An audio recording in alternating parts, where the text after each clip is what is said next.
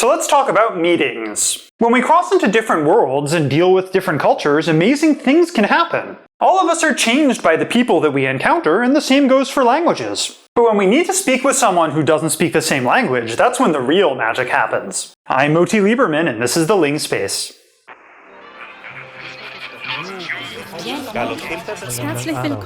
Welcome to the Ling Space.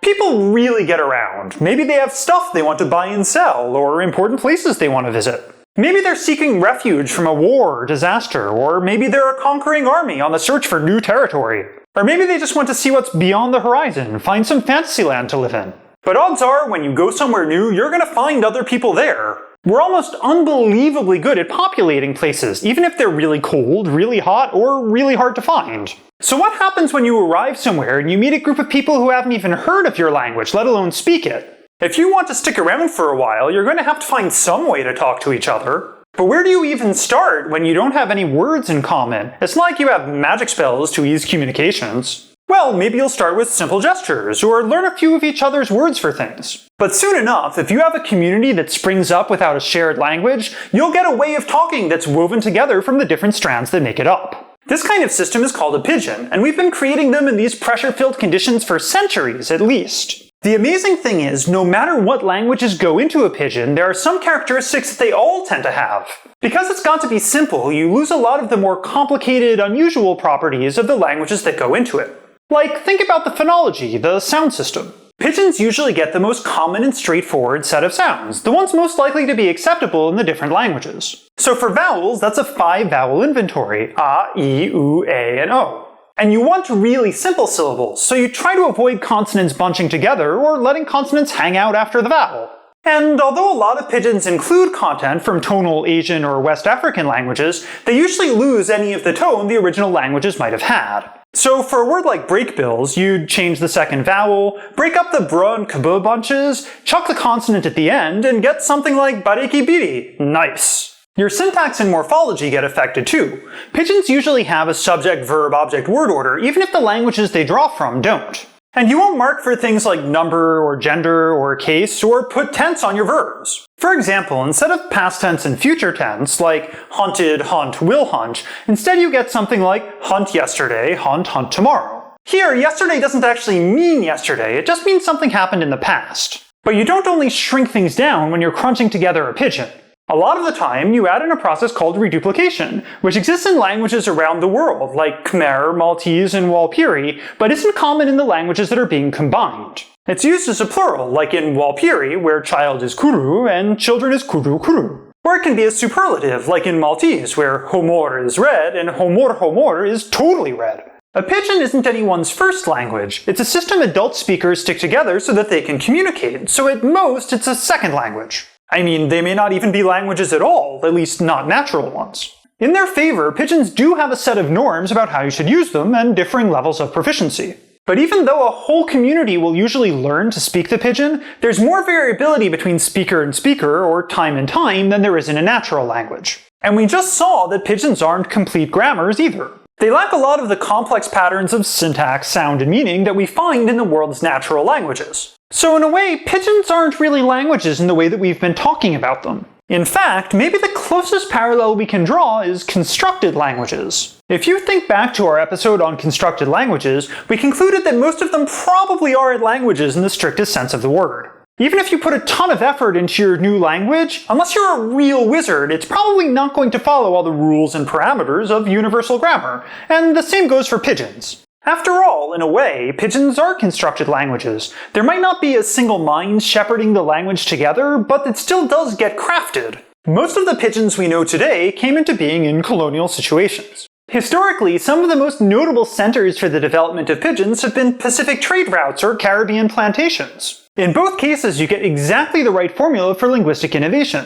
People from multiple language groups who don't understand each other but need to work together. The colonizing language, usually European, lends a lot of vocabulary to the pidgin, and the rest comes together through necessity. But even if there have been a lot of them, pigeons tend not to last for very long. They need a specific set of conditions to thrive. So if you take away the situation of contact, or you get one language becoming more popular than the others, the needs for a hybrid means of communication disappear.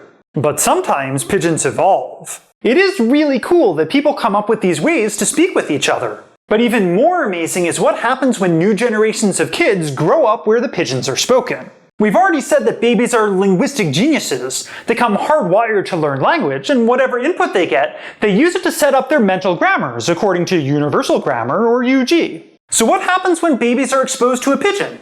They regularize patterns, fill out more of their grammar, and force the pigeon to follow all the UG rules that they have. This transformative process of a pigeon becoming something new is called Creolization, and the languages that come out the other side are known as Creoles. And unlike pigeons, Creoles are full-fledged natural languages. Let's take the example of one of the most well-known Creoles out there, Tok Pisin, spoken in Papua New Guinea. Tok Pisin started off as a pidgin. The name even means talk pidgin, or pidgin language. It arose from the intermixing of different Pacific Islander communities working on plantations in Australia and elsewhere. The main prestige language of the plantation owners was English, so English was the raw material that the original pidgin drew from. But you also have German, Portuguese, and Malay, as well as all the Austronesian languages that the workers already knew. And over the past few decades, people who learned Tok Pisin as a pidgin have been raising families using it at home. Given that Papua New Guinea alone has over 800 different language communities, having a pidgin really came in handy. So as kids have picked up Tok Pisin as their first language, it's undergone Creolization. Now, Tok Pisin has about 120,000 native speakers, as well as 4 million second language speakers. Because Tok Pisin has been documented before, during, and after its Creolization, we can use it to examine some of the differences between a pidgin and a Creole. So one of the traits of a pidgin is that it doesn't have embedded clauses. In older versions of Tok Pisin, if you didn't know that somebody had built a house, you might say this: "Mi no save, oli wokim dispel a house." Like two separate sentences. I didn't know. They had built this house. But today, part of the Creolization of Tok Pisin involves syntactic embedding, where you take one clause and you put it inside of another. Mi no save olsum oli wokim dispel a house. So now you have the word olsum acting a bit like that in the sentence, I didn't know that they had built this house. Or, if you look at the intonation patterns of pidgins, they often have a very even, flat melody to them, without much going up and down in pitch or lengthening or shortening of syllables. So in Tok Pisin, you used to say we usually build houses like this by expressing the usually using the verb save. So, mi pela save wokim house olsum. But now that verb has been reduced into the shorter form se, like mi pela se wokim house olsum. This short form just tacks on to the main verb of the sentence, wokim. And it doesn't get stress on it, so you start getting sentences that sound more fluent and melodious. You also get things that used to be whole phrases getting boiled down into words or morphemes. Before, to express the future, you used to use the phrase by and by, from the English by and by. Now it's been reduced to the word by, as in by me come long house, or I will come to the house. The discussion of Creoles would not be complete without talking about Nicaraguan Sign Language. Sign languages are a rich and complex topic, and we will be returning to talk about them in much more detail. But for this particular case, the first thing that you need to know is that there wasn't really a deaf community in Nicaragua until the latter half of the 20th century. So when a school for deaf children was opened up in the 80s, no formal sign language was taught, just lip reading and spoken Spanish. The thing is, that school had a bunch of people who didn't share a signed language and who were spending a lot of time together. And they were as keen on communicating as you could imagine a school full of kids would be.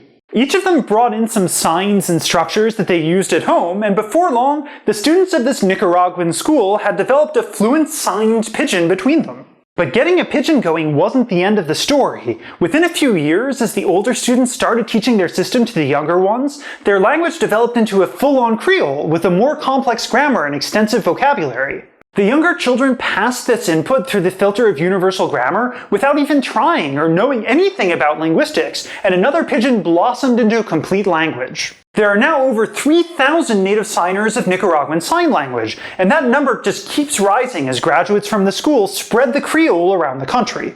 So the systems that we make when two languages crash into each other are already really interesting. We use the same kinds of strategies, simplifying our communication in the same sorts of ways, whatever the original languages are. But when kids get their brains working on the new system, whole new languages can appear, melded together from the old ones. And that's something magical. So we've reached the end of the Ling space for this week. If you regularized my grammatical structures, you learned that pidgins are created when different cultures with different languages meet up and need to communicate. That pidgins are simplified versions of language with a lot of similarities in how they get boiled down. That when children acquire a pidgin as their first language, they turn it into a more complex system, a Creole. And that Creoles show all the hallmarks of a regular, natural, UG-compliant language. The Ling space is produced by me, Moti Lieberman. It's directed by Delelise Prévost, and it's written by both of us. Our editor is Georges Coulombe, our production assistant is Stéphane Hurdebies, our music is by Shane Turner, and our graphics team is Atelier Muse. We're down in the comments below, or you can bring the discussion back to our website where we'll have some extra material on this topic. Check us out on Tumblr, Twitter, and Facebook, and if you want to keep expanding your own personal Ling space, please subscribe. And we'll see you next Wednesday. Na wei!